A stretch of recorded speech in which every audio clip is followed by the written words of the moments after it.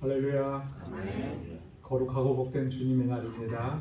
우리 다 함께 자리에서 일어나셔서 우리 마음과 뜻과 정성을 다해서 영과 진리로 거룩하신 하나님께 예배드리겠습니다.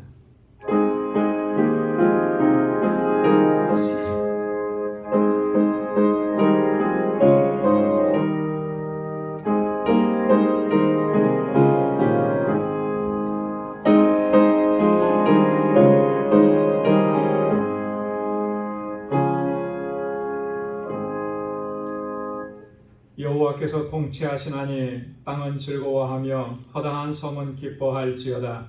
구름과 흑암이 그에게 둘렸고 의와 공평이 그 보좌의 기초로다. 하늘이 그 의를 선포하니 모든 백성이 그 영광을 보았도다. 여호와여, 주는 온 땅 위에 지존하시고 모든 신 위에 초월하시니이다. 의인이여, 너희는 여호와로 인하여 기뻐하며 그 거룩한 기념에 감사할지어다. 아멘. 은혜가 풍성하시고 자비로우신 만군의 주 여호와 하나님 아버지, 한 주간도 주님의 은혜와 평강 가운데 저희를 지켜주시고 거룩하게 복되게 구별하신 이날 주님의 보좌 앞으로 불러주시며 하나님을 경배하고 찬양하고 예배케 하시니 감사합니다. 우리의 허물과 죄악을 주님 앞에 먼저 고백하오니 주님의 보혈로 씻어주시고 정결하게 하여 주옵소서. 다시 거룩하게 하시고 오늘 이 시간 주님 앞에 올려드리는 이 예배가 산제사가 되도록 성령께서 주장하시고 인도하여 주옵소서. 우리의 예배를 기뻐 흠양해 주시고 또 예비하신 주님의 은혜와 평강으로 덧입혀 주옵소서. 예수님의 이름으로 기원하옵나이다. 아멘. 아멘. 전능하사 천지를 만드신 하나님 아버지를 내가 믿사오며 그 외아들 우리 주 예수 그리스도를 믿사오니 이는 성령으로 잉태하사 동정녀 마리아에게 나시고 본디오 빌라도에게 고난을 받으사 십자가에 못 박혀 죽으시고 장사한 지 사흘 만에 죽은 자 가운데서 다시 살아나시며 하늘에 오르사 전능하신 하나님 우편에 앉아 계시다가 저리로서 산 자와 죽은 자를 심판하러 오시리라. 성령을 믿사오며 거룩한 공예와 성도가 서로 교통하는 것과 죄를 사하여 주시는 것과 몸이 다시 사는 것과 영원히 사는 것을 믿사옵나이다. 아멘. 자리에 앉으시기 바랍니다. 찬양으로 하나님께 영광 돌리겠습니다.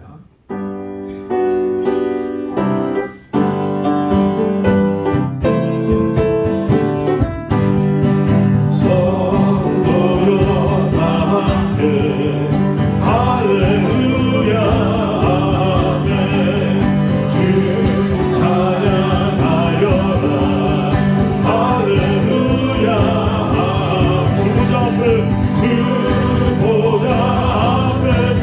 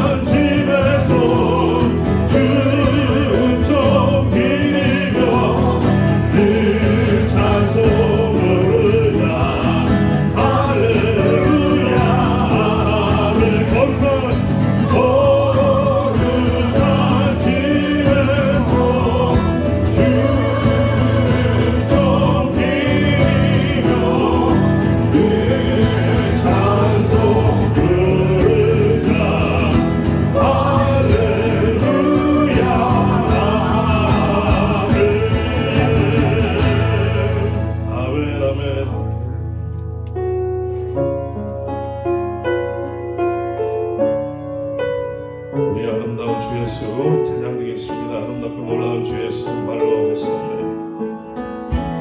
아름답고 놀라운 주 예수 말로 할 수 없네. 그 증명할 수 없는 위엄 주님과 같은 분 없네. 하옵네. 그 지혜와 사랑 그 누구도 알 수 없네. 아름답고 놀라운 주 예수 보좌에 앉으셨네. 아름답고 놀라운 주 예수 아름답고 놀라운 주 예수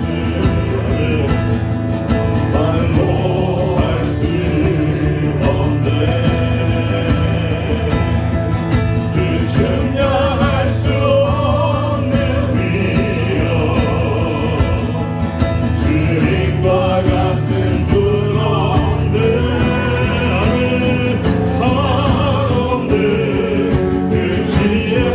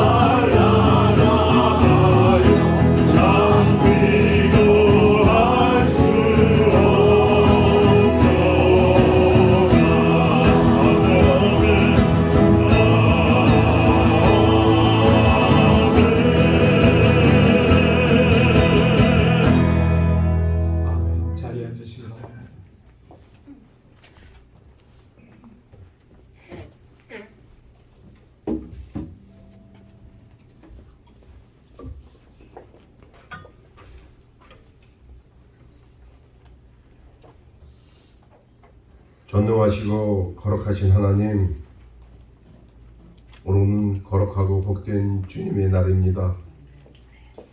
저희들에게 귀한 날을 허락하여 주심을 감사드립니다. 지난 한 주간도 주님의 은혜 가운데 있게 하시고 저희 방주교회와 저희들 가정을 지켜주심을 감사와 영광을 올려드립니다. 방주의 모든 성도들이 성령이 충만하고 은혜 가운데 있게 하시어서 주의 몸된 교회에 충성하고 헌신하게 하심을 감사를 드립니다. 하나님 아버지, 우리는 영적으로 기름이 많습니다. 기도하는 것과 말씀을 묵상하는 것을 게을리했음을 고백합니다. 저희들을 용서하여 주시옵소서. 하나님과 친밀하지 못하면 하나님께서 오는 선하고 복된 것을 받을 수 없음을 우리를 깨우쳐 주시옵소서. 하나님과 깊은 교제를 하게 하시어서 하나님이 우리와 늘 함께하게 하시옵소서. 알라메다 방주교회를 사랑하시는 하나님, 많은 어려움 속에서도 교회를 완공케 하시고 열악한 환경 속에서 예배가 왔던 곳을 깨끗하고 아름다운 성전으로 만들어 주심을 감사와 영광을 올려드립니다.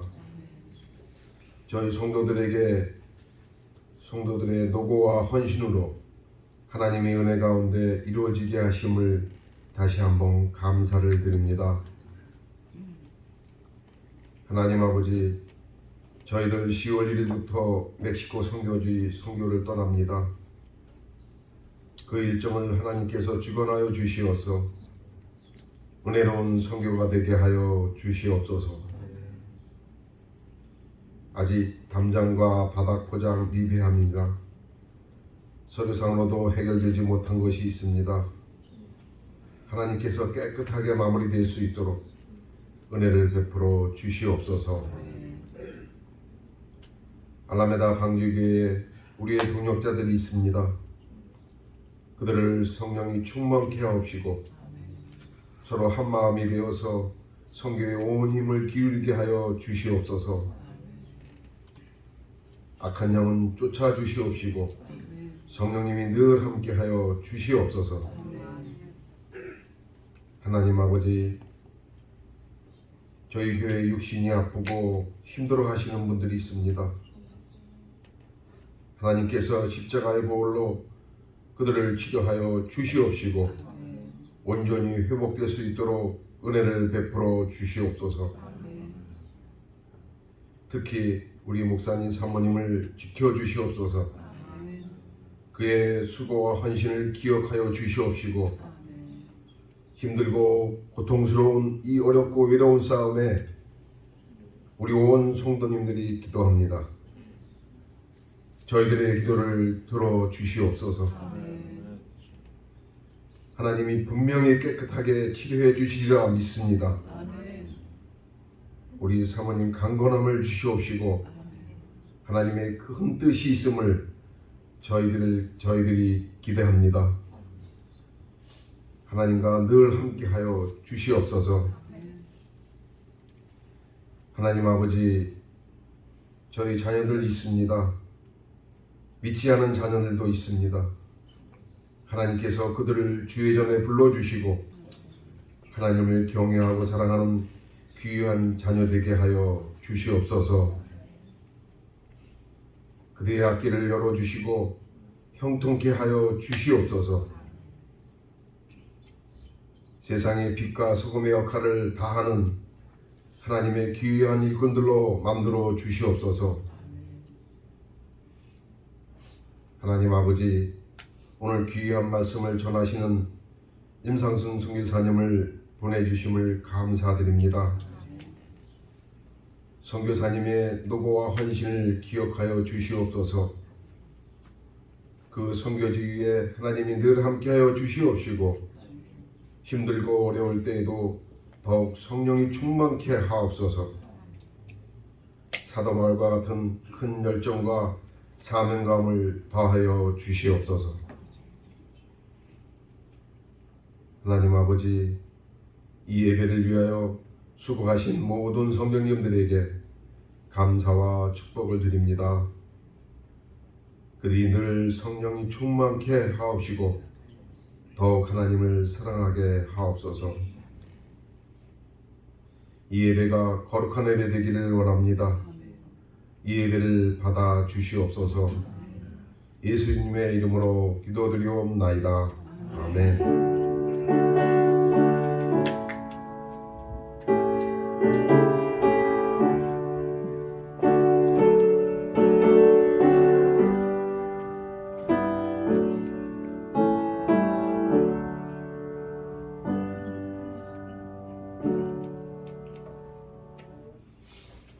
이 시간 우리에게 주시는 하나님의 말씀입니다. 사도행전 제3장 1절에서 10절까지 말씀입니다.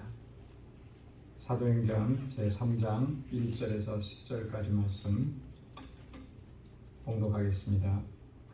제9시 기도 시간에 베드로와 요한이 성전에 올라갈새 나면서 안진병이 된 자를 사람들이 메고 오니 이는 성전에 들어가는 사람들에게 구걸하기 위하여 날마다 미문이라는 성전문에 두는 자라.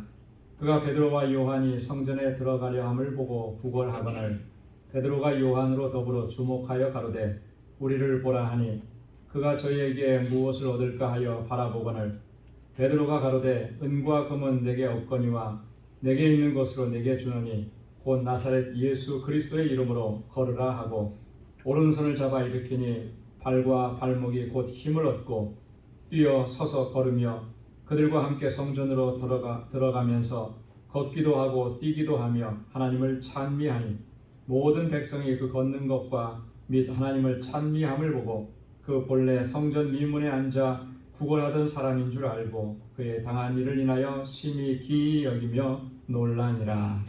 아멘. 이 시간에 여성 중창단 준비하신 찬양으로 하나님께 영광 돌리겠습니다.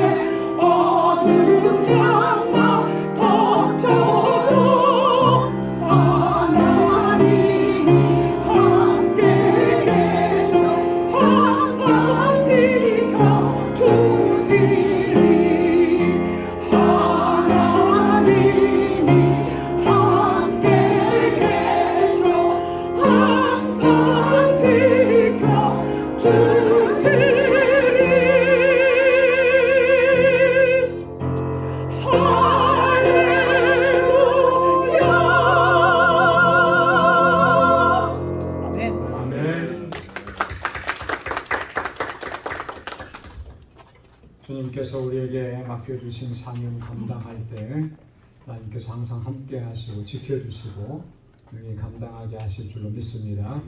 귀한 찬양 하나님께서 영광 중에 받으셨을 줄로 믿습니다.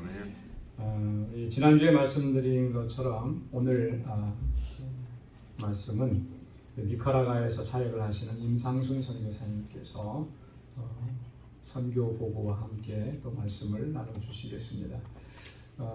우리 선교사님하고 저희가 같이 돕고 또 교제하고 또 이렇게 한 지는 오래되지 않았지만 그래도 뵐 때마다 항상 그 신실함이 느껴지고 또 어려운 그런 힘든 그런 상황 속에서도 정말 귀한 사역 잘 감당해 주시는데 마침 이제 뉴욕에 오실 기회가 돼서 이렇게 모실 수가 있게 됐어요. 너무나 감사하고 이 시간을 통해서 선교사님 통해서 주시는 말씀이 또 저희에게 또 큰 은혜와 또 보전이 될 수 있을 줄로 믿습니다. 우리 선교사님 나오실 때 박수로 한번 크게 환영해 주십니다.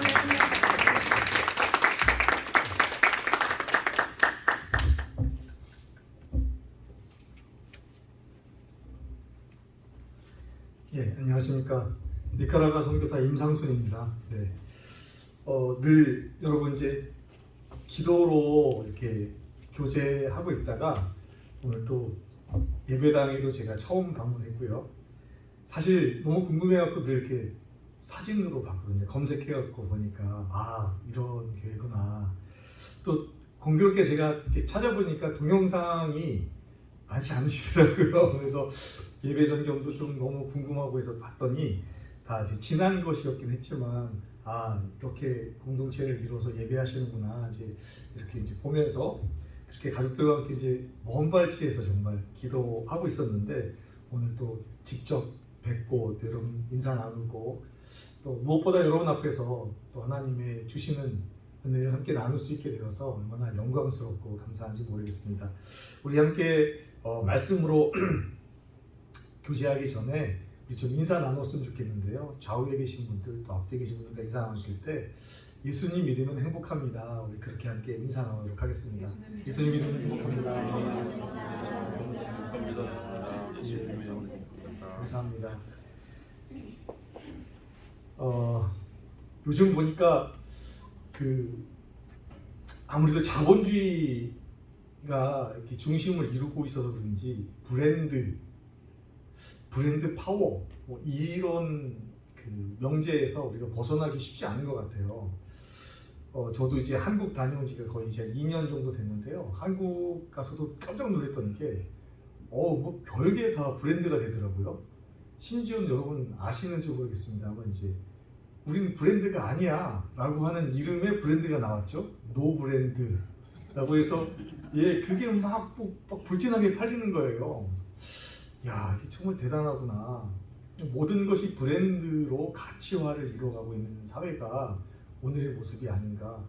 그 노브랜드의 영향 때문에 그런지 또 어느 일면에 보니까 정말 자그마한 재래시장인데도 불구하고 계란 한 알, 청양고추 몇 개 들어있는 것도 봉지로 포장해서 막 이름을 붙이고 그렇게 해야 팔리고 하는 그런 시대가 오늘날의 이 브랜드의 가치를 또 이끌어가는 시대가 아닌가 싶어서 조금은 좀 착잡한 마음 들었어요. 왜냐하면 청양고추는 제 어릴 적 기억으로는 시장 가서 이렇게 상추 1,000원어치요, 콩나물 500원어치요, 고추 좀 먹어 이거 주시고 하는 그런 거 아니었습니까? 근데 그 모든 것들이 가치로 환산되고 바뀐다고 하는 것들이 그렇게 유쾌한 기분으로 다가오진 않았던 것 같습니다. 스티브 잡스가 그런 얘기를 했다죠. 나이키는 신발을 판매하지 않는다. 나이키가 신발을 판매하는 회사가 아니라 브랜드 가치를 더 극대화시키고 창출함으로 말미암아서 사람들이 나이키 그러면 무조건 다 좋은 거예요. 스포츠웨어는 스포츠웨어 관련된 건 다 나이키지. 이제 이런 그 브랜드의 개념을 심어주는 데 역점을 두었다는 얘기죠. 그래서일까요? 제가 보는 좀 씁쓸한 마음은 교회 안에도 이러한 역풍이 다가오고 있는 것은 아닌가. 그래서일까? 요즘 저희가 가나안 성도라고 하잖아요. 교회 앞나가를 뒤집어서 가나안 이렇게 이야기를 하는데요. 그 가나안 성도들이 말하기를 예수는 좋은데 교회는 싫어요. 이런 얘기를 하는 거죠. 왜냐하면 그 가치가 전환됐다는 얘기입니다. 교회의 가치가 정말 변했다라고 느꼈던 또 하나의 변곡점은 한국에 가면 아파트에 교회 광고가 막 붙어 있습니다. 좀 눈살을 찌푸리게 하는 건 뭐냐면 한 엘리베이터 안에 교회 광고가 무려 6개, 7개만 붙어 있어요. 무슨 교회, 무슨 교회, 무슨 교회. 근데 그 교회들이 교회를 이렇게 광고하는 그 시점을 보면 교회의 중심이 되어야 할 바로 그 하나가 빠져 있는 것은 아닐까. 우리는 예수를 따릅니다. 이것은 없어요. 우리 교회는 하나가 있고, 우리 교회는 뭐가 있고, 우리 교회는 뭐가 있고, 브랜드로 가득 채워져 가고 있는 것이 오늘 교회의 모습이 아닐까. 이런 모습을 보면서 우리가 정말 추구해야 될 참된 가치가 뭘까, 이런 생각도 많이 해보게 되는 것 같습니다. 그런가 하면 사실 교회가 청원하죠. 우리 교회로 오십시오 할 때에도 그 교회가 이야기하는 것은 나를 살게 했던 바로 그 예수 그리스도를 이야기하기보다 이번에 우리 교회에 아주 유명한 목사님 오세요. 연예인 아무개 씨가 와서 이번에 간증 집회하는데 꼭 오십시오. 혹은 우리 교회에 이 프로그램이 있는데 정말 끝내주거든요. 너무 좋습니다. 꼭 오십시오. 이렇게 되는 거죠. 물론 여러분 전도의 수단으로 볼 때 우리가 여러 가지 또 넓게 봐야 될 의미도 있겠습니다만 시간이 지나 제 마음속에 찾아오는 회의감은 정말 우리가 핵심을 이뤄야 될 그 핵심 가치에서는 뭔가 벗어나고 있는 우리의 모습은 아닐까 하는 씁쓸한 자의식을 갖게 합니다. 그래서 오늘 우리 몸이 우리 스스로가 성전이라 말씀하셨던 그 주님의 부름 앞에 우리가 다 서 있는데요. 오늘 나는 정말 어떠한 가치로 살고 있는 인생인가? 오늘 우리의 교회는 정말 건강하다 말할 수 있는가? 오늘 하나님께서 우리에게 허락하신 그 본문 말씀을 통해서 한번 깊이 생각해 보았으면 좋겠습니다.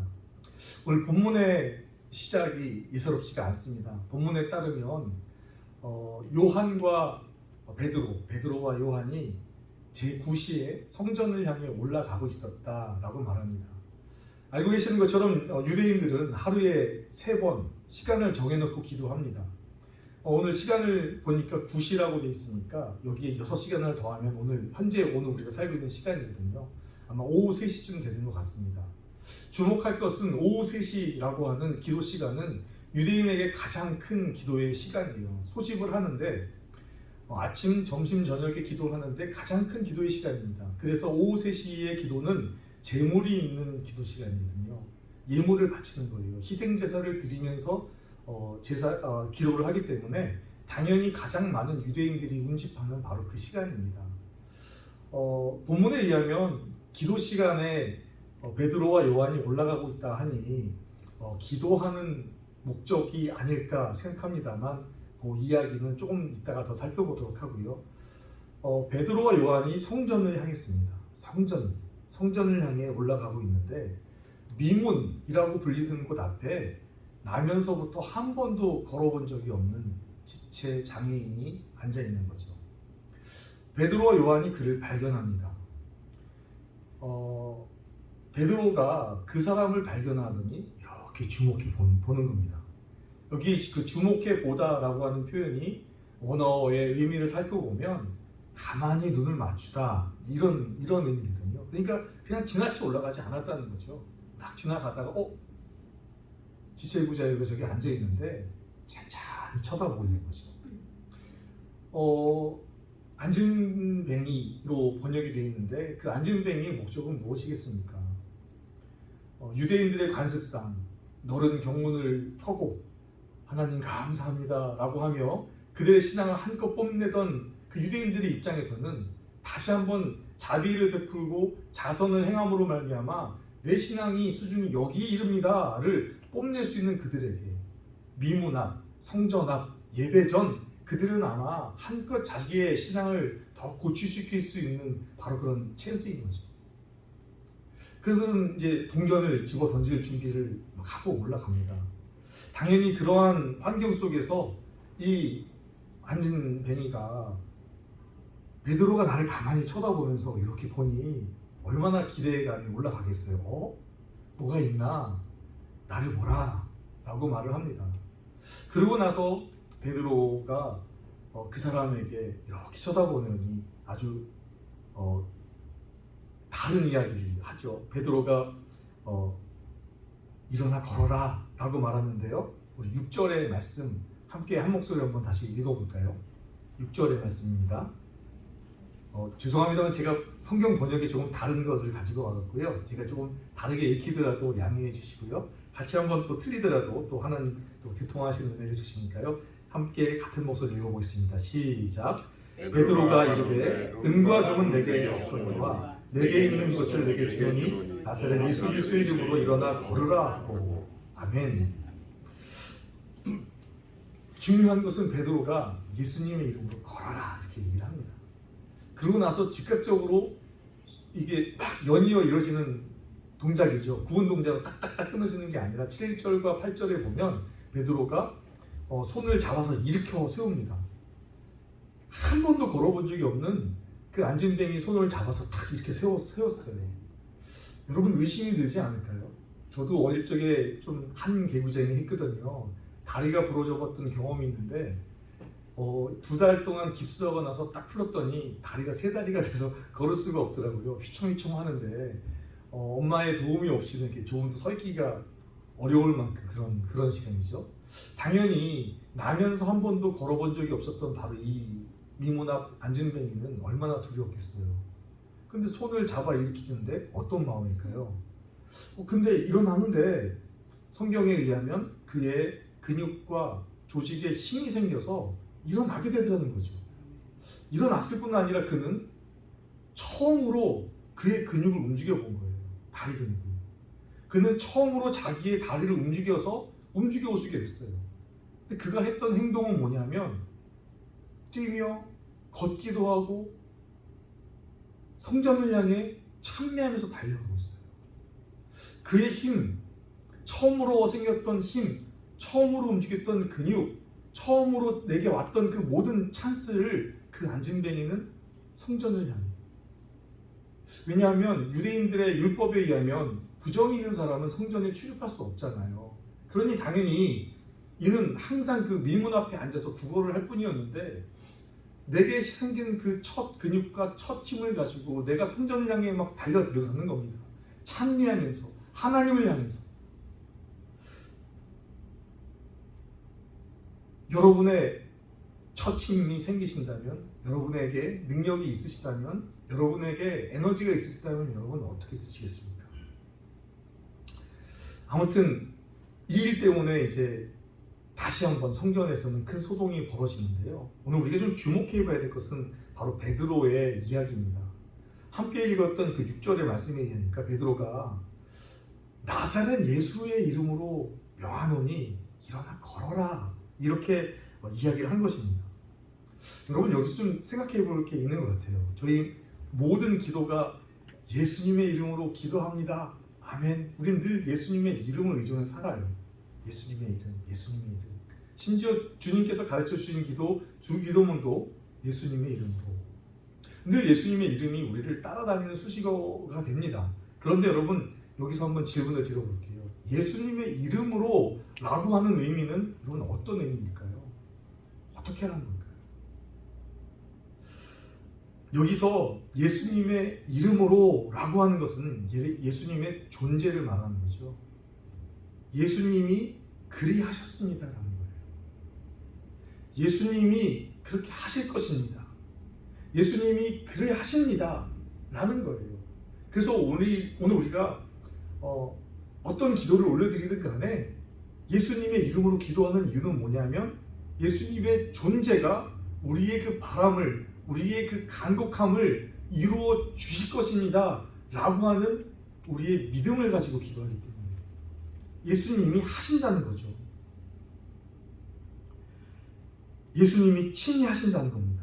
내가 하는 것이 아니라는 겁니다. 그래서 여러분 이게 어디에서 확인되냐면 밑에 내려가면 12절입니다. 12절에서 사람들이 그러거든요. 베드로를 붙잡습니다. 아, 이게 어떻게 된 일이야? 라고 하면서 베드로에게 이상하게 기이하게 얘기했다고 했는데 베드로가 이렇게 말합니다. 우리 3장 12절의 말씀 다 함께 한 목소리로 한번 읽어보겠습니다. 시작.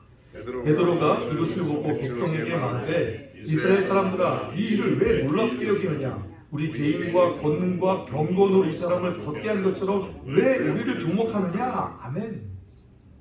무슨 얘기입니까? 내가 한 게 아니야. 내가 한 게 아니야. 이걸 왜 너네 그렇게 생각하는 거야?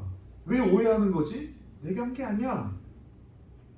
여러분, 그러면 생각해 봐야죠. 누가 이 안진뱅이를 걷게 했습니까?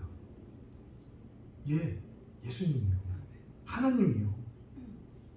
16절에 이렇게 이어이어 말합니다. 그 이름을 믿음으로 그 이름이 너희가 보고 아는 이 사람을 성하게 하였나니 예수로 말미암아 난 믿음이 너희 모든 사람 앞에서 이같이 완전히 낫게 하였느니라. 아멘. 예수의 이름이 다시 등장하죠. 예수께서 하셨다. 내가 한 게 아니다. 예수의 존재가 여기에 계셨기 때문에, 예수께서 친히 하셨기 때문에 가능한 일이지 이건 나로서 할 수 있는 일이 아니었어 라고 베드로는 명확하게 말하고 있습니다. 예수의 이름이 하셨습니다.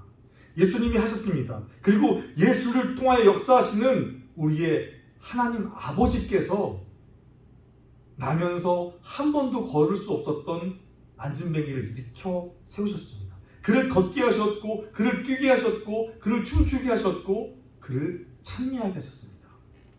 그럼 여러분, 여기서 질문이 또 하나 생기잖아요. 그러면 그냥 예수님이 하셨다고 그냥 그러면 되지. 왜 자꾸 예수님의 이름으로 이렇게 할까요? 예수의 존재라고 한다면 우리의 기도도 바뀔 수 있잖아요. 예수님이 하십니다. 예수님 해주세요. 이렇게 바꿔도 되는 거잖아요. 근데 왜 예수님의 이름으로 라고 할까요? 사도행전의 맥락을 좀 살펴보아야 되는데요. 사도행전의 맥락을 보면 예수님이 말씀하십니다. 난 이제 얘들아 안녕, 올라간다.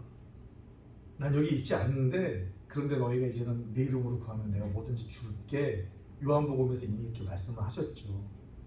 다시 말해서 예수님은 승천하셔서 여기 계시지 않거든요. 우리 눈에 보이지 않습니다. 그렇기 때문에 승천하신 예수님이 우리 눈에 보이지 않지만, 그러나 제자들을 통해서 성령을 통해 오늘도 예수를 믿고 예수를 진심으로 내 구주로 여기는 그 모든 사람을 통해 역사하시기 때문에 예수님은 예수의 이름으로 라고 하는 아주 너무나 멋있는, 너무나 우리가 의지하고 붙잡아야 할 바로 그 귀한 말씀을 우리에게 주신 거죠. 여러분, 예수님 살아계십니다. 여러분, 예수님 여기 계십니다. 여러분, 예수님이 여러분의 그 믿음을 통해서 예수의 이름으로 여러분을 통해 역사하십니다. 지금도 그 믿음을 가지고 저벅저벅 걸어가는 한 분 한 분의 믿음의 사람을 통해서 지구편 어느 곳에든 간에 예수의 역사가 우리로 말미암아 우리의 눈을 이 땅이 아닌 하늘로 향하게 하시는 줄로 믿습니다. 여러분, 이게 바로 예수의 이름으로 라고 하는 표현입니다. 그래서 여러분, 예수님은 이미 요한복음에 보니까 이런 힌트를 많이 주시거든요. 특별히 요한복음 14장 15장에 보면 포도나무의 비유를 통해서도 내가 이런 얘기를 계속 하신다는 말씀이죠. 특별히 14장에 보면 이렇게 말씀하십니다. 14장 19절 20절의 말씀 제가 읽어드리겠습니다. 조금 있으면 세상은 다시 나를 보지 못할 것이로되 너희는 나를 보리니 이는 내가 살아있고 너희도 살아있겠습니다. 그날에는 내가 아버지 안에 너희가 내 안에 내가 너희 안에 있는 것을 너희가 알리라. 아멘. 여러분, 바로 이게 예수의 이름으로, 예수님의 이름으로 라고 하는 것의 본래 의미인 겁니다. 예수님은요, 살아계셨던 그 공생의 기간 동안에 이 땅에서 끊임없이 하나님의 나라를 선포하셨습니다. 그 하나님의 나라는요, 예수님의 앞에 있어서는 어떤 유명한 신학자가 말하는 어떤 개념이 아니라 우리 눈앞에 보이는 현실, 내가 만지고 보고 느낄 수 있는 바로 실제로 이곳에 하나님의 나라를 펼쳐 보이셨어요. 그래서 예수를 따랐던 사도들, 예수와 함께 먹고 자고 함께 지냈던 그 모든 사도들은요, 나중에 요한일서에 이야기하는 것처럼 보고 느끼고 만지고 경험이 되었다라고 말하거든요. 하나님의 나라가 이상적인 것, 하나님의 나라가 그냥 저 위에는 개념적인 것이 아니라 바로 여기에 있는 우리의 삶 그 자체였다라고 이야기합니다. 더불어서 예수님은 행동으로, 예수님의 삶으로 하나님의 나라가 어떠한 것인지를 직접 보여주셨습니다. 특별히 세례 요한이 궁금해하는 거죠. 저분이 정말 오실 메시아가 맞나? 라고 할 때 예수님이 뭐라고 하십니까? 제자들이, 요한의 제자들이죠. 가서 요한에게 이 일이 일어난다고 말하여라. 어떤 일입니까? 귀신이 쫓김을 당하고 안진뱅이가 일어나고 눈먼 자가 눈을 뜨고 가난한 자들이 부욕해 되지는 이 일들을 설명해라. 이 얘기를 들었던 세례 요한은 바로 그 오시기가 바로 이분이었음을 직감하는 거죠. 하나님의 나라와 실체가 표적과 기사를 통해서 이곳에 드러날 때 우리는 비로소 하나님의 나라가 임했다라고 말합니다. 놀라운 것은요, 여러분, 그 표적과 기사라고 하는 단어가 사도행전을 쭉 읽다 보면 계속 등장합니다. 이 얘기는 뭐냐면 실제로 보여주셨던 하나님의 나라가 예수 때 끝난 것이 아니라 오늘도 사도들을 통해서, 제자들을 통해서 예수를 끊임없이 따르고 추구하고 주님으로 바라보고 있는 모든 이들을 통해서 표적과 기사를 통해서 이곳에 드러나고 있다는 얘기죠. 여러분을 통해서 하나님의 나라는 구현되어야만 하고요, 주님 오시는 그날까지 여러분의 숨소리를 통해, 여러분의 땀방울을 통해서 이곳에 바로 여러분의 삶의 자리에 만들어져야 한다는 것이 오늘 예수님이 가르치시는 거죠. 제자들은요, 그 놀라운 표징들을 끊임없이 하고 다녔습니다. 여러분, 사도행전 시작할 때 아주 독특한 표현이 나오는데, 너희가 내 증인이야, 땅끝까지 이르러 내 증인이 되라 말하거든요. 그 증인은요, 보고 들은 것을 말하는 사람이에요. 근데 오늘 베드로가 조금 전에 말하잖아요. 야, 나는 그냥 예수님의 이름으로 말한 것밖에 없어. 예수님이 하신 것 이미 알고 있었고 과거에 내가 경험했기 때문에 그분이라면 저 오래된, 아니 나면서부터 한 번도 못 걸었던 사람을 능히 일으켜 세울 수 있기 때문에 나는 그분의 이름을 의지한 것밖에 없어. 여러분, 이 얘기는요, 오늘 증언자인 또 다른 증언의 세대인 우리에게도 굉장히 귀감이 되는 이야기죠. 목사님 무슨 말씀이세요? 저는 목사님이나 제 전도사님이나 선교사님이나 이런 분들이라고 저는 아니요. 예수를 믿기만 한다면, 아니 예수님의 이름으로 살아가는 모든 세대라고 한다면 예수님은 얼마든지 아멘이 되시는 거죠. 여기서 우리가 한 가지 더 주목해 봐야 될 것이 있습니다. 1절에 보니까 이 일이 어디에서 일어났다고요? 성전이에요. 여러분, 성전이 어떤 곳입니까? 구약의 성전은 어떤 곳이에요? 하나님의 임재가 있는 것. 하나님의 임재가 있다는 것은 여러분, 오늘 우리가 깨달았던 말씀과 이렇게 한번 치환해보면 어떻게 됩니까? 여호와 하나님의 이름이 있는 곳, 그곳이 성전이에요. 그런데 여러분, 여호와 하나님의 이름이 있는 그 성전에 나면서 한 번도 걷지 못했던 사람은 들어가 보지 못했어요. 나면서 한 번도 걸어보지 못해서 하나님의 긍휼과 하나님의 은혜가 필요했던 그는 정작 은혜의 수혜자가 못 되고 오히려 그는 세상적인 것에 연연해서 구걸을 해야만 하는 존재가 됐었단 말이죠. 하나님의 이름을 받들어 살고 있는 제사장과 대제사장과 서기관과 비롯한 바리새인이 가장 많았던 그 성전에서, 하나님의 이름이 있었던 바로 그곳에서 왜 사람들은 진실로 하나님의 은혜를 찾고 있던 자를 향해서 전혀 시해하지 못했을까요? 왜 그 은혜를 나누지 못했을까요? 왜 그들을 붙잡아 일으키지 못했을까요? 오히려 오늘 우리가 더 여러분 살펴보시겠지만 본문 이후의 말씀 보면 베드로와 요한이 다시 한번 공회에 잡혀가죠. 다시 신문을 받습니다. 너가 도대체 무슨 권세와 누구의 이름으로 이런 일들을 하고 다니는 거야? 라고 하면서 심하게 매질을 하고 쫓아버립니다. 다시는 그러지 마. 하나님의 이름이 있는 곳인데. 여러분, 우리가 알고 있는 것처럼 바로 그 공간은요, 예수님께서 내가 이 성전을 사흘 만에 헐고 사흘 만에 다시 세울게 라고 말할 만큼 이제는 명목상의 공간으로 바뀌어버렸다는 거죠. 진실로 하나님의 임재가 있는 공간이 아니라 그냥 명목상으로 저기 그냥 성전이야, 예배당이야, 저기 그냥 하나님 저기 계시지 그냥, 그런 명목적인 공간으로 바뀌어버렸다는 거죠. 성전 앞에서 하나님의 그 시선으로 정말 은혜가 필요한 자를 향해 긍휼의 마음으로 바라봤던 베드로와 요한의 심장이 아닌 성전은 명목상의 공간으로 바뀌어버리고, 반면에 베드로와 요한에게 하나님의 임재가 도리어 있음을 성경은 오늘 우리에게 보여주고 있는 거예요. 여러분, 오늘 이 사건이요, 사도행전에 나오는 제일 첫 번째 기적인 거 아시죠? 1장에서 야, 성령께서 너에게 임하실 거야. 성령이 임하시면 유대와 사마리아와 땅끝까지 이르러 내 증인이 되라 라고 한 다음에 그들은 앉아서 기도합니다. 그래서 방언으로 말하고 성령이 임하시고, 그러고 나서 2장에 이해하니까 야, 우리 가룟 유다가 죽었네, 사도를 채워야겠다, 다시 뽑고요. 그러고 나서 베드로가 설교했더니 5,000명이 돌아오나 3,000명이 돌아온 역사가 있었고, 오늘 바로 이 일이 있고 있어요.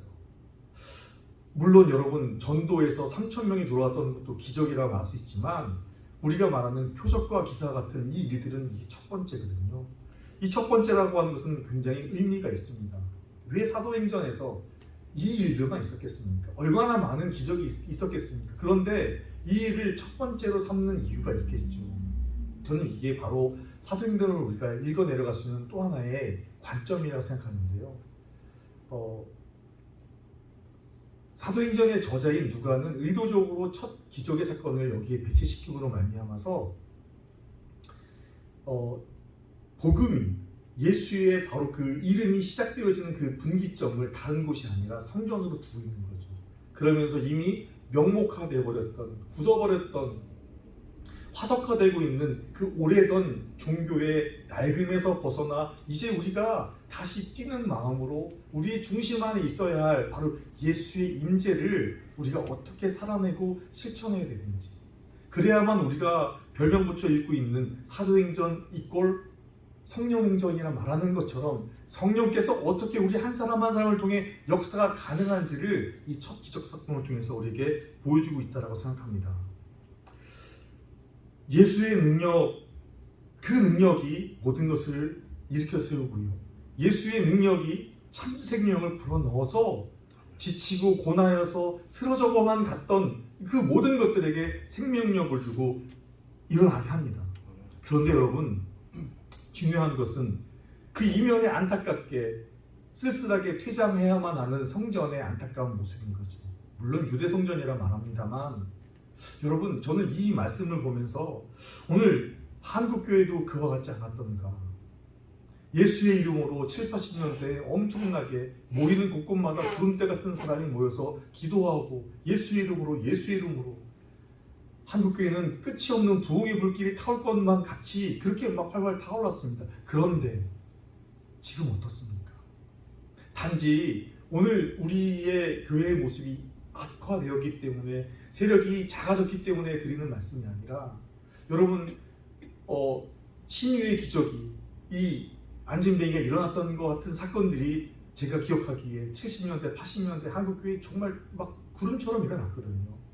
그런데 그 끝들이 어떻게 됐죠? 저희가 말하는 것처럼 이단으로 가기도 하고요, 끝이 좋지 않게 잘못된 방향으로 막 가기도 합니다. 왜 그렇습니까?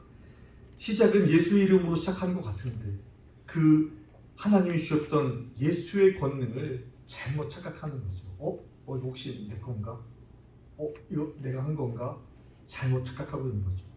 여러분, 그래서 실제로 사도행전 19장에 보면 동일한 사건이 나타납니다. 사도 바울이 에베소에서 전도할 때죠. 사도 바울의 아마 가장 정점이었던 것 같아요. 사도 바울의 손수건만 만져도 아픈 사람들이 낫는 거예요. 그 일을 보더니 어떤 마술사들이 악귀 들린 사람들을 축사하고 있다가 야, 나도 좀 해야겠는데? 나도 말하는데 바울이 전하는 예수의 이름으로 말하노니 귀신아 떠나가라, 이런 걸 하는 거죠. 그것만 보는 게 아니라 연이어 보니까 스게와의 제사장이죠. 스게와의 그 아들들, 7 아들들도 그런 똑같은 짓들을 하고 다녔다라고 성경을 기록해요. 결과는 어떻게 됐다고요? 귀신이 야, 나 예수도 알고 바울도 아는데 넌 뭐야? 오히려 그 악기 달린 자가 그렇게 쫓기하고 있었던 마술사 혹은 스게와의 7 아들들에게 덮쳐서 그들이 몸이 심히 상하여서 도망가더라. 그 일 이후에 유대의 모든 사람들이 더 긴장하고 더 주목하여서 사도 바울의 사역을 주목하더라 라고 성경은 계속 기술하고 있거든요. 여러분, 이게 바로 오늘 어쩌면 우리의 모습일지도 모르겠습니다. 예수의 임재는 놓쳐버린 채, 예수가 내 안에, 내가 예수 안에 있는 것은 놓쳐버린 채,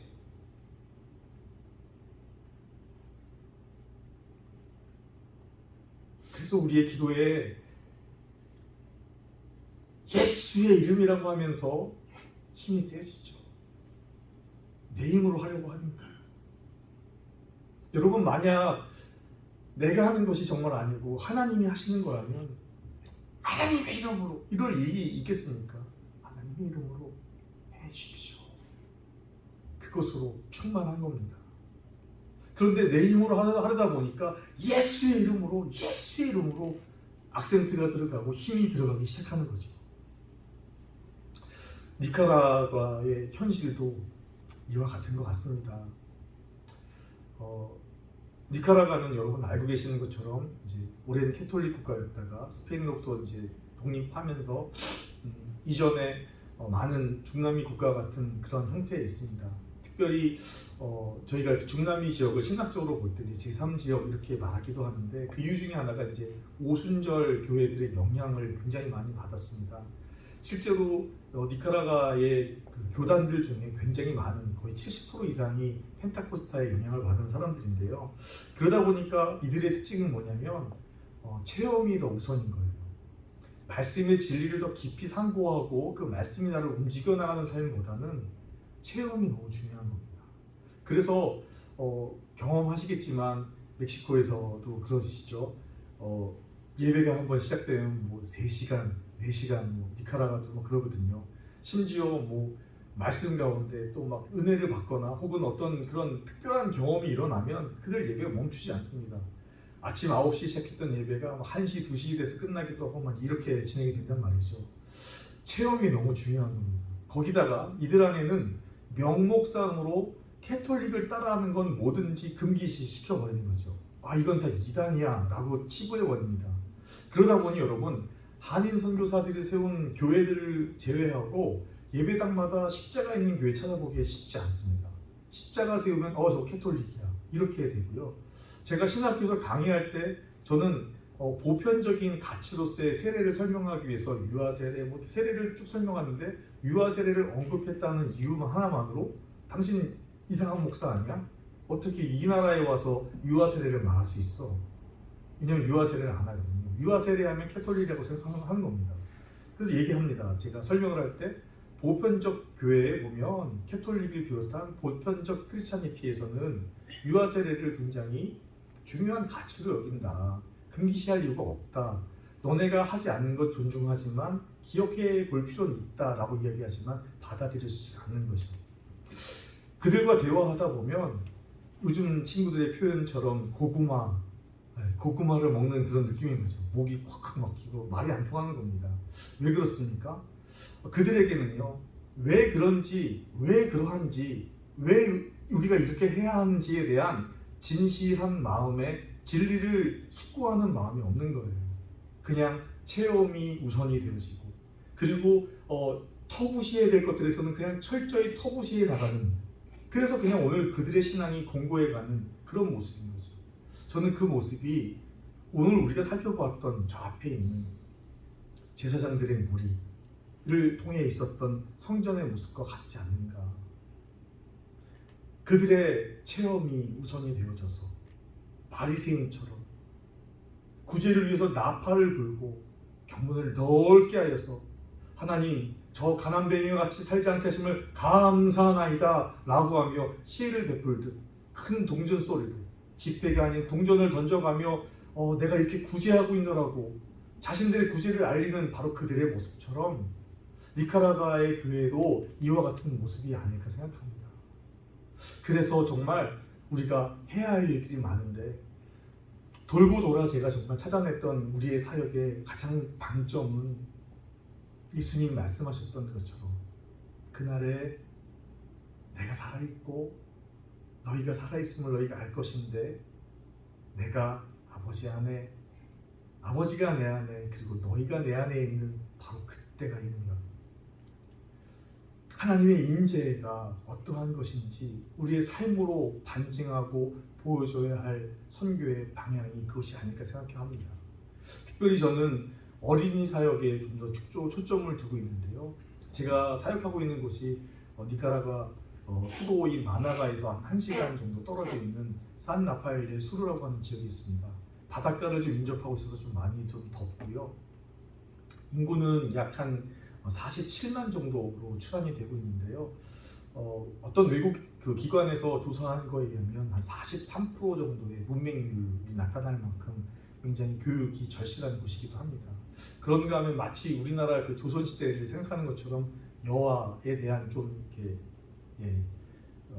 비천하게 여기는 일들이 좀 있어서 허드렛일 시키고 여자들을 좀 내세우지 않는 좀 답답한 곳이기도 합니다. 그런데 초등학교들을 방문하다가 깜짝 놀랐었는데요. 저희 사역지에서 가장 큰 마을에 가면 초등학교부터 이제 고등학교 과정까지 있는데 한 아이들이 2,000명 정도 모입니다.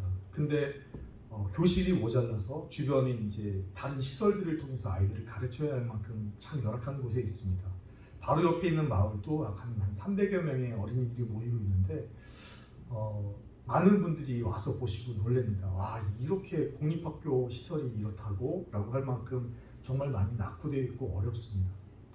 그곳에서 아이들을 세워가는 것, 어린 때부터 복음을 듣게 하고 복음으로 말미암아 서게 하는 일들이 너무 중요하다고 여겼고요. 특히 어린이들이 자존감이 너무 낮습니다. 그래서 이게 부끄러워서 이렇게 빌빌 꼬는 게 아니고요. 정말 자신들의 자존감을 어디에 둬야 될지를 모르는 어린이들이 참 많습니다. 제가 그때 말씀을 묵상하다가 받았던 말씀이 이제 에베소서 1장 3절 말씀입니다. 하나님께서 우리를 그분의 자녀로 삼으셨다, 자녀로 두셨다라고 하는 거죠. 그분은 바로 우리 존귀하신 왕이시니까 왕의 자녀들로 아이들을 세우고 싶다는 마음에 이호스텔 레이라고 하는 센터의 이름을 걸고 지금 아이들을 모집해서 아내와 함께 아이들을 또 가르치고 성경을 읽히고 또 성경을 통해서 아이들의 자존감을 세우는, 그리고 또 공립학교에서 제공하지 않고 있는 음악이나 미술 교육을 통해서 아이들이 또 마음껏 자신의 자아를 표현할 수 있도록 이제 이런 노력들을 하고 있는데요. 무엇보다도 지금 이제 아직 그 센터를 한참 공사하는 중에 있습니다. 제가 2018년도에 한국에서 파송받아 나왔지만 실제로 이 센터의 지역을 찾고 센터를 준비하고 있는 것은 이렇게 오래되지 않았습니다. 22년 12월에 이제 땅을 취득했고요. 23년, 그러니까 작년부터 열심히 공사를 해서 이제 교실 하나, 그다음에 작은 사무실 하나를 만들어 놨고요. 그 뒤에 이제 야외 강당 시설이라고 보시면 되는데 저희는 이제 깐차라고 부르는데요. 지붕에 있는 야외 강당 만들어서 거기서 아이들 이제 마음껏 뛰어놀 수 있고 또 시설에서 마음껏 또 아이들이 활동할 수 있도록 그렇게 하고 있고요. 마지막 이제 제가 준비하고 있는 건물은 복합 건물인데 여기 이제 선교팀이 오시면 시골이라 숙소가 마땅치 않거든요. 쉬실 수 있는 이제 선교의 팀들을 위한 이제 숙소와 더불어서 큰 강당을 하나 좀 예비하고 또 교실을 하나 더 돼서 아이들 교육을 더 이어가려고 지금 준비하는 가운데 있습니다. 예, 위에서 계속 기도해 주시면 좋겠고 오늘 주보에 보니 또 제가 지난주에 보내드렸던 기도 편지가 꽂혀 있더라고요. 근데 기도 편지에 표현했던 것처럼 또 동역을 하면서 그래도 믿을 수 있는 사람이라고 동네에 추천받았고 심지어는 사실은 지역교회 그 목사의 아들을 저희 그 직원으로 채용을 했는데 철근이 너무 많이 없어져서 경찰에 수사를 의뢰했더니 이 친구가 범인이었습니다. 그래서 약 하나로 계산해 보니까 한 30만 원 상당의 이제 철근을 상습적으로 이제 팔아서 저희가 도난을 당하게 되었고요. 그래서 다시 이제 준비해서 공사를 연해서 하고 있는데 공사하면서 더 느끼는 거는 재주가 없기도 하지만 이 모든 것들을 이루어가시는 것은 결국 하나님이시다. 제가 할 수 있는 게 아니고 은과 금으로 될 수 있는 것이 아니고 오직 성령께서 오직 하나님께서 하실 수 있겠다라는 마음 참 많이 배우게 되는 것 같습니다.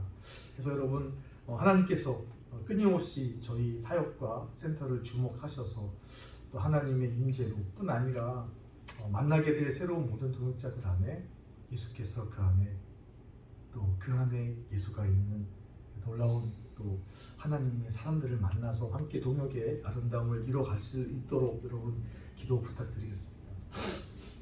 사실은 영상을 하나 준비해 왔는데요. 아까 이제 목사님과 함께 테스트해 보니까 혹시 되나요 지금? 네네.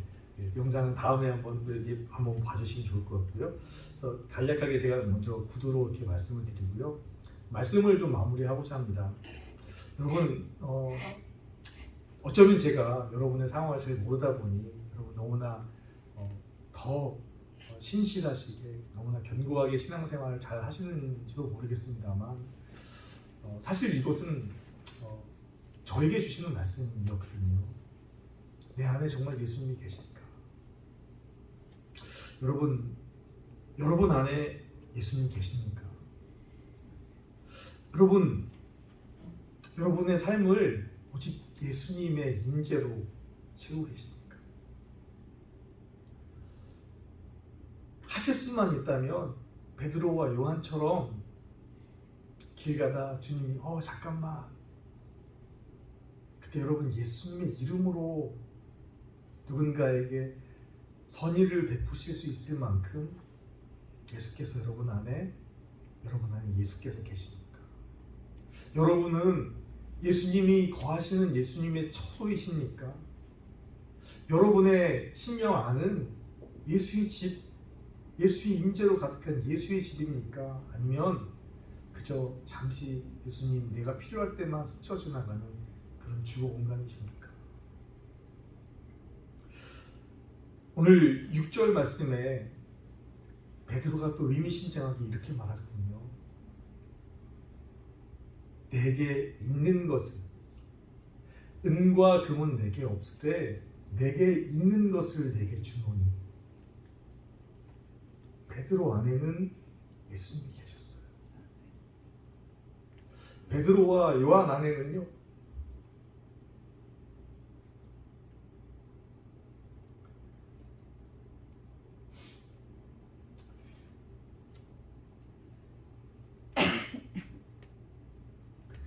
(3년의) 그 공생애를 보낼 때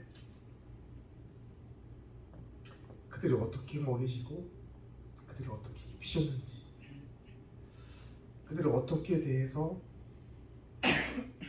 참된 예수의 제자가 되게 했던 바로 그분이 살아계셨습니다.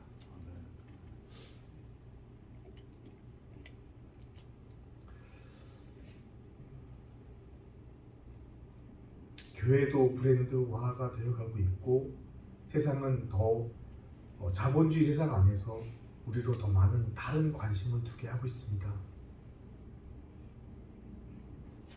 그러나 여러분 내 안에 정말 있어야 할 것은요 여러분의 또 다른 필요 어쩌면 안진뱅이처럼 내가 나아야 되는데 나에 대해 소망은 접어버리고 은과 금을 구하고 있는 안진뱅이처럼 내 안에 다른 정욕으로, 내 안에 다른 만족으로 우리가 살고 있는지도 모르겠습니다. 사랑하는 여러분,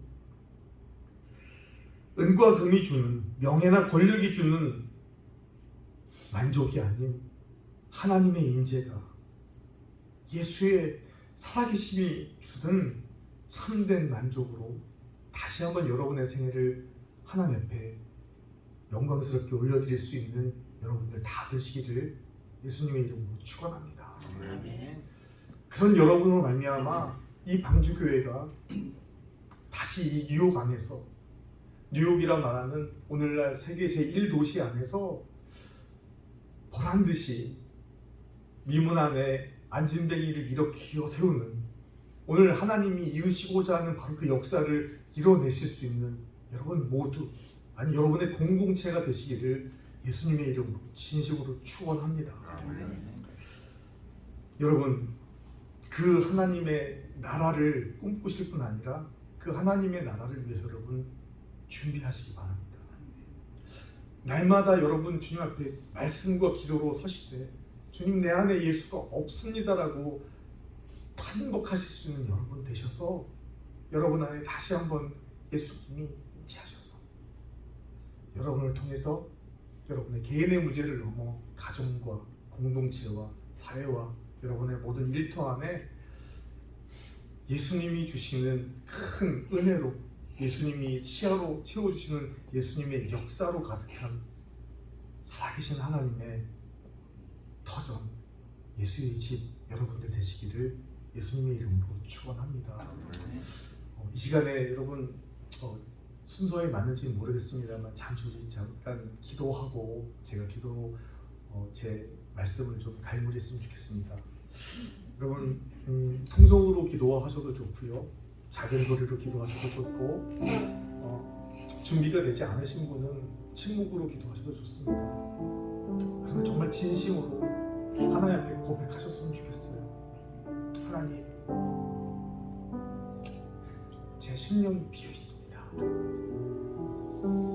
주님, 제 시작은 그러지 않았는데 봉사자가 되고 교회 일원이 되고 그 기쁨을 잃어버렸습니다. 주님, 제가 오늘까지 걸어왔는데 주님이 내 안에 안 계시는 것 같습니다. 도와주십시오. 주님이 내 안에, 주님 안에 있고 싶습니다. 우리 그렇게 지질된 마음으로 함께 잠시 기도하며 나가도록 하겠습니다. 기도하시겠습니다. 하나님, 도와주십시오. 다른 이로서는 구원을 받을 수 없습니다. 천하 사람 중에 구원을 받으시고 하나님의 공경을 주시지 않았습니다. 주님, 그 이름으로 살아가는 우리에게 주십시오. 예수님의 이름으로 살아가는 우리가 되어야 하시되 말끝마다 그 중에 모임마다 예수님의 이름으로 말하는데 정작 내 안에 예수님이 계시지 않습니다. 우리 가정이 주님이 되셔야 하는데 우리 안에 주님이 계시지 않습니다. 주님, 우리의 모임 안에 주님이 되셔야 하는데 우리 안에 주님이 보이지 않습니다. 우리 모임 안에 주님을 느낄 수 없습니다.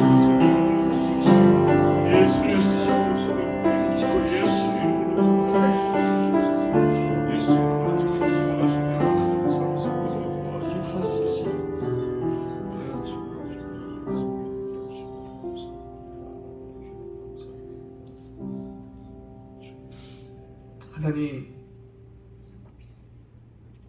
삶을 사노라 보면 크고 작은 문제로 우리의 마음이 발버둥칠 때가 참 많습니다. 여러 가지의 모습으로 이것을 파괴해보려 하지만 결국 우리가 더 익숙한 은과 금을 따르는 방법이 예수를 밀어내고 내 안에 공연히 자리 잡았음을 고백합니다. 하나님 아버지, 오늘 이 아침에 간구하오니 주님이 내 안에, 내가 주 안에 거하는 예수의 이름으로 살아가는 인생을 다시 시작할 수 있도록 축복하여 주옵소서. 오늘 그 마음을 주 앞에 진실함으로 고백했던 우리 사랑하는 방주 교우들의 마음을 기억해 주시고 주님 저들의 청혼을 따라 주님께서 저 안에 계셔서 아버지께서 포도나무요 나는 가지라 너희가 내 안에 있지 아니하면 너희는 아무것도 할 수 없다 말씀했던 그 주님의 비밀을 따라 삶의 열매를 아름답게 맺어 주 앞에 올려드릴 수 있는 진실한 하나님의 사람들 될 수 있도록 도와주십시오. 하나님, 이 사랑하는 방주교회를 주님 손에 올려드립니다. 세대가 악합니다. 마지막 세대에 방주의 역할을 해야 할지인데 이 방주의 주인은 주님이심을 고백합니다. 예수님이 이 안에 거하시는 예수의 이름으로 운행되어지는 방주가 되도록 축복하여 주옵소서. 사랑하는 우리 김천수 목사님, 교회를 돌보고 이끌어 가실 때마다 예수의 이름을 의지하여서 모든 교우들에게 예수의 이름을 나누고 깊이 세워가실 수 있는 참된 목자 되도록 축복하시고, 사랑하는 사모님, 병세가 들어 기도하는 가운데 있습니다. 주님, 우리에게 있지 아니하오나 우리에게 있는 바로 그 예수의 이름으로 교우들이 함께 기도할 때 오늘 본문의 역사와 같이 우리 눈에 아름다운 증거를 보고 이것으로 우리가 표적과 기사를 삼아 하나님의 나라가 여기 있음을 확신하도록 도와주십시오. 하나님, 교우들 여러 가지 문제들로 돈을 가지고 나온 줄로 알고 있습니다. 그분들 기도하실 때마다 무엇보다 하나님께서 우리 아버지가 되어주시고 예수의 이름이 우리를 이끌어 나가는 놀라운 믿음의 행전을 끊임없이 펼쳐 보이도록 하나님 우리와 함께하여 주시옵소서. 오늘 우리와 함께하시는 주의 이름을 높여드리며 살아계신 예수님 이름으로 기도합니다. 아멘.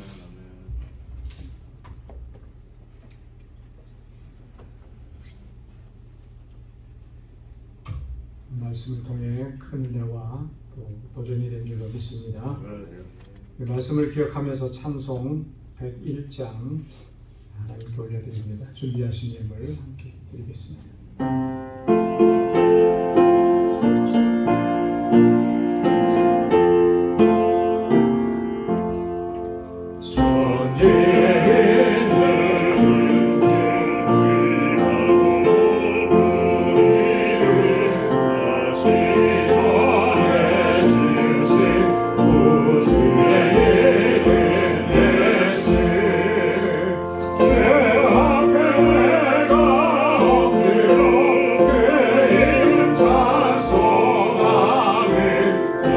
귀에 들린 말씀들 귀하신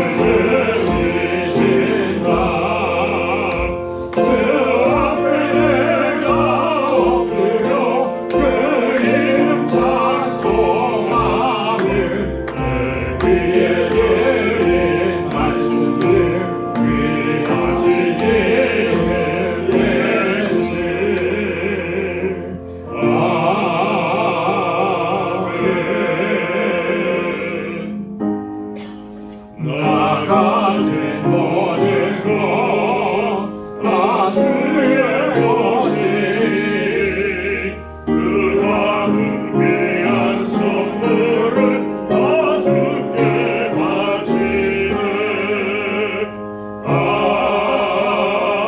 아멘. 거룩하신 아버지 하나님, 오늘 저희들을 주님의 임재 가운데 불러주셔서 우리의 마음을 다하여 하나님을 예배하게 하시고 우리 가운데 임재하시는 주님의 놀라우신 총을 허락해 주심을 감사합니다.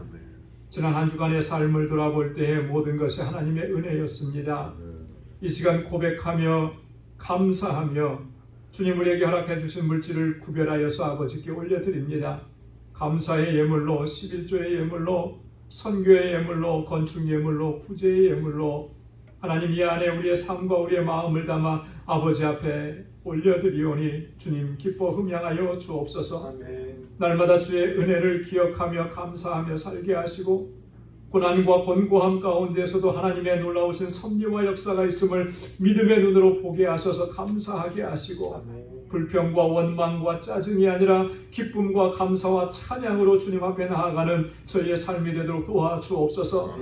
하나님의 주권을 인정합니다. 온전한 순종으로 나아가게 하시고 주님께서 명하신 그 어떠한 일들도 믿음으로 순종하며 아멘하며 나아가는 저희들의 삶이 되도록 도와주옵소서.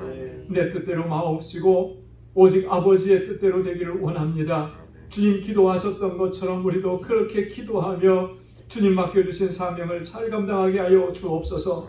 우리에게 주신 이 선교적 사명 잘 감당하게 하시고 특별히 알라메다 방주교회 하나님 세우셨사오니 주님의 능력과 권능으로 붙잡아 주시고 또 다음 한 주간 동안에 있는 이 알라메다 방주교회 봉헌 예배 후에 하나님 크신 은혜를 더하여 주옵소서.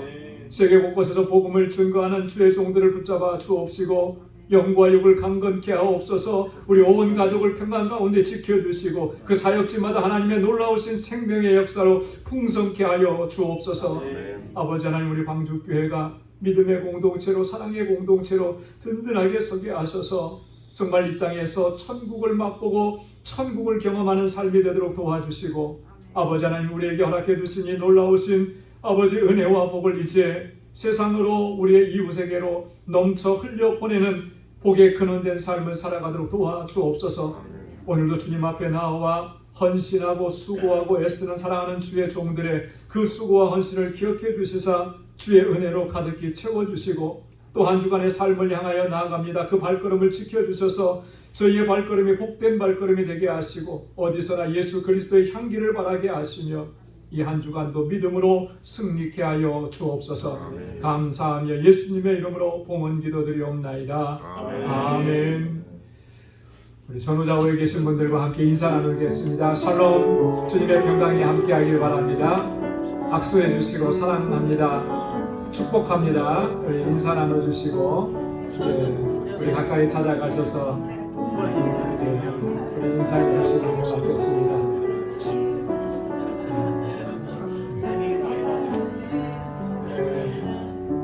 우리 선교사님 같이 인사 나누시는데 악수해 주시고 사랑합니다. 이렇게 인사해 주시면 좋겠습니다. 하나님의 은혜와 주님의 평강이 여러분들의 가정에, 여러분들의 삶 속에, 또 여러분들이 행하시는 모든 일 가운데 늘 가득히 넘쳐나기를 바랍니다.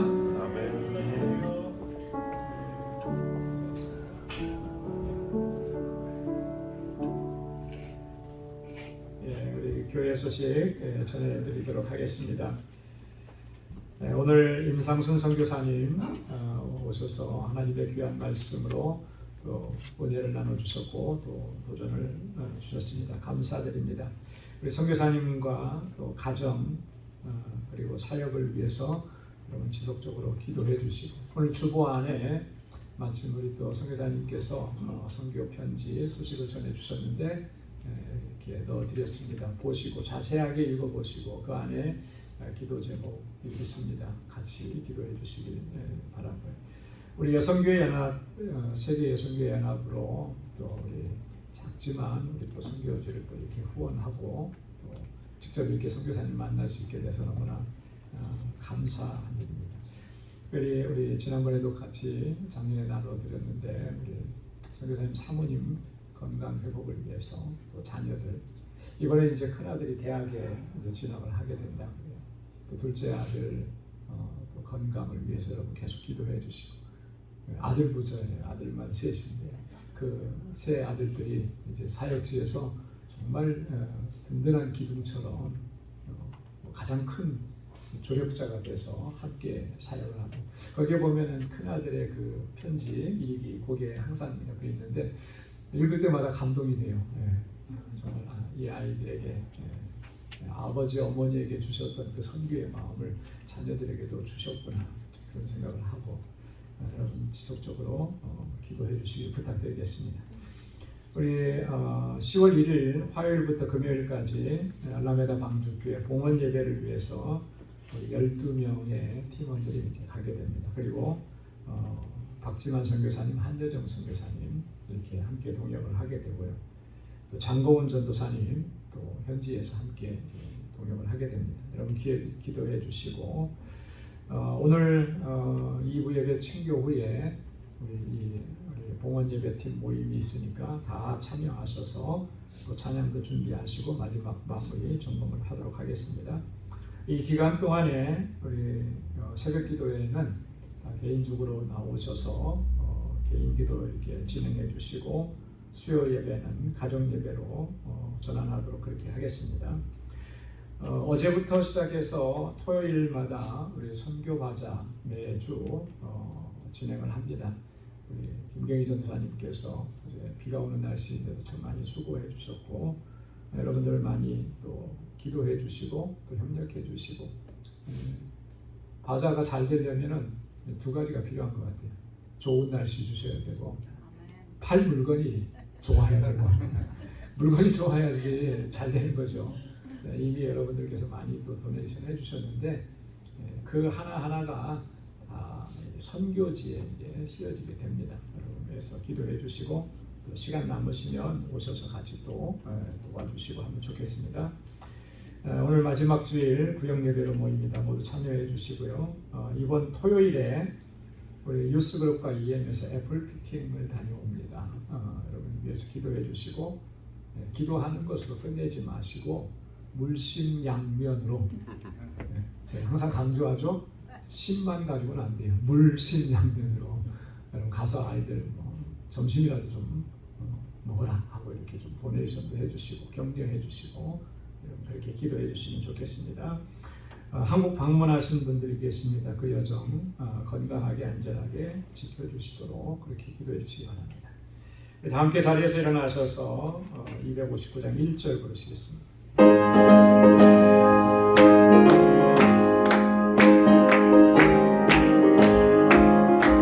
이제 사자들이여 어서 가서 어둠을 물리치고 주의 진리 모르는 백성에게 복음의 빛처럼 빛의 사자들이여 복음의 빛처럼 죄로 어둠 밝게 비춰라 빛의 사자들이여.